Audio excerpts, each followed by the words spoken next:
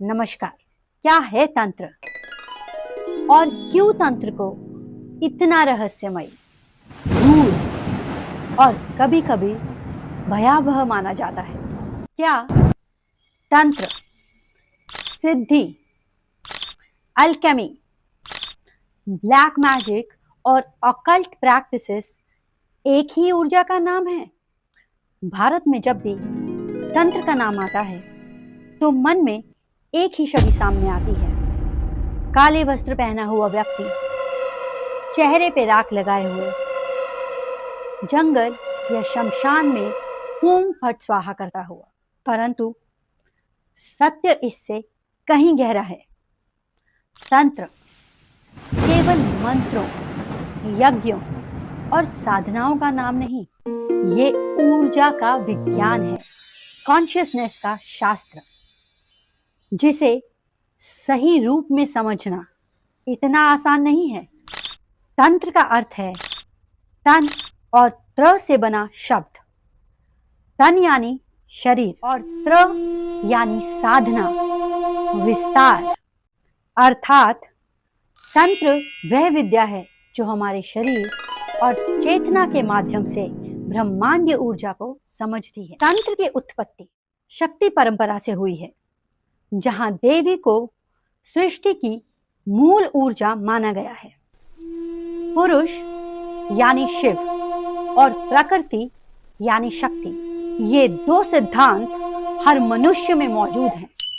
शिव है चेतना, स्थिर, साक्षी, और शक्ति है ऊर्जा, गतिशील, सृजनशील। जब ये दोनों एकाकार होते हैं तो योग की स्थिति उत्पन्न होती है, और यही योग जब ऊर्जा के स्तर पर होता है तो उसे कहते हैं तंत्र। तंत्र का उद्देश्य है मानव चेतना के दो छोरों को जोड़ना, भोग और मोक्ष।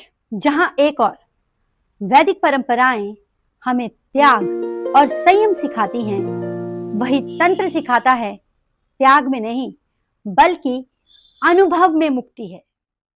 तंत्र सिखाता है इस संसार से भागो मत, बल्कि इसे पूर्णता से जियो। माया में डूबो लेकिन उसमें खो मत जाओ। जीवन का आनंद लो लेकिन उसमें बंधो मत। और यही कारण है तंत्र में ना भोजन पर बंधन है, ना भोग पर निषेध, क्योंकि तंत्र समझता है माया भी शक्ति है और शक्ति भी माया है। भारत में तंत्र को गलत तरीके से दर्शाया गया है, विशेषकर फिल्मों और लोक कथाओं में। परंतु बौद्ध धर्म में, खासकर वज्रयान बौद्ध धर्म में, तंत्र को जीवन का मार्ग माना गया है। तिब्बत में तांत्रिक देवताओं की चित्रकला थंका के रूप में होती है, जहां देवी देवता स्वर्ण धूल में बनाए जाते हैं। तिब्बत में तंत्र कला और चेतना का सर्वोच्च रूप है। वहीं पश्चिम में तंत्र को सेक्सुअल एनर्जी तक सीमित कर दिया गया। तांत्रिक सेक्स के नाम पर कोर्स, सेमिनार और उद्योग चल पड़े, परंतु असली तंत्र का उद्देश्य है ऊर्जा का संतुलन, ना केवल शारीरिक सुख।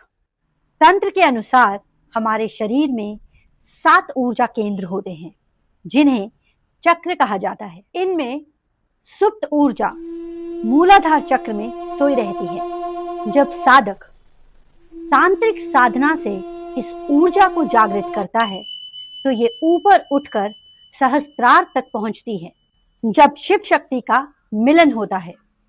और यही अवस्था मोक्ष, समाधि और पूर्ण चेतना की स्थिति है। सिद्धि क्या है? सिद्धि का अर्थ है पूर्णता, प्राप्ति और अंतर्ज्ञान की शक्ति। जब कोई साधक किसी देवी की शक्ति को पूर्ण रूप से अपने भीतर जागृत कर लेता है तो वह उस देवी की शक्ति को धारण कर लेता है। भारतीय तंत्र की 10 महाविद्याएं हैं, जिनका जन्म स्वयं सती से हुआ था।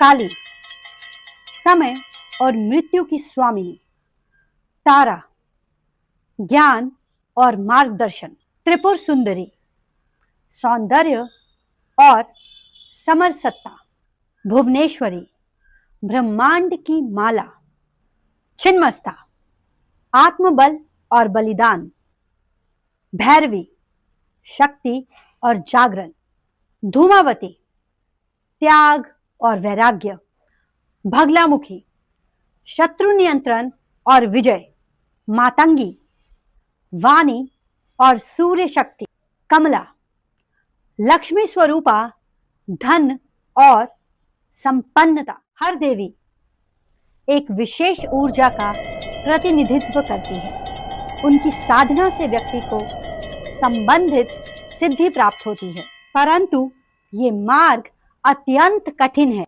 इसमें गुरु की आज्ञा, नियमों की शुद्धता और मन की एकाग्रता अनिवार्य है। छोटी सी गलती भी साधक को मानसिक, शारीरिक और आध्यात्मिक असंतुलन में डाल सकती है। अब प्रश्न उठता है कि क्या ब्लैक मैजिक भी तंत्र का ही हिस्सा है? और उत्तर है हाँ, पर ये तंत्र का तामसिक रूप है। ब्लैक मैजिक या डार्क तंत्र ये वो अभ्यास हैं जिसमें ऊर्जाओं का उपयोग नकारात्मक या स्वार्थी उद्देश्यों के लिए किया जाता है, जैसे किसी को हानि पहुंचाना, बांधना या नियंत्रित करना। भारतीय दर्शन में कोई शैतान नहीं है। हर शक्ति के दो पहलू होते हैं, सृजन और संहार। जो साधक संहारक दिशा चुनता है उसे उसी के कर्मफल भोगने पड़ते हैं। कई तांत्रिक समुदाय, विशेषकर पूर्व भारत में, काली की तामसिक रूप में साधना करते हैं, जहां बलि, रात्रिकालीन यज्ञ और रहस्यमयी अनुष्ठान किए जाते हैं। ये प्रथाएं सामान्य साधकों के लिए वर्जित हैं, क्योंकि ये ऊर्जा के साथ खेल है जो आपको भस्म तक कर सकती हैं।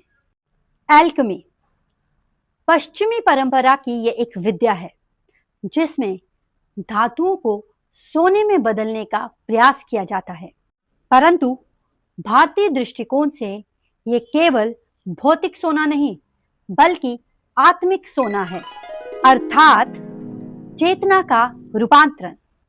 इसी तरह ऑकल्ट एक व्यापक शब्द है जो उन सभी प्रथाओं को सम्माहित करता है जो सामान्य धारणा से परे हैं, जैसे ज्योतिष, वास्तुशास्त्र, अंक ज्योतिष, यंत्र मंत्र साधना, ओइजा बोर्ड या आत्मा संपर्क। ये सब अथर्ववेद में उल्लिखित रहस्यमय ज्ञान पर आधारित हैं।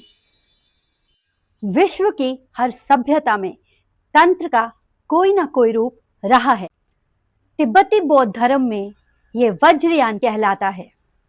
अफ्रीका में देवी ओशुन की पूजा में यही ऊर्जा प्रवाहित होती है।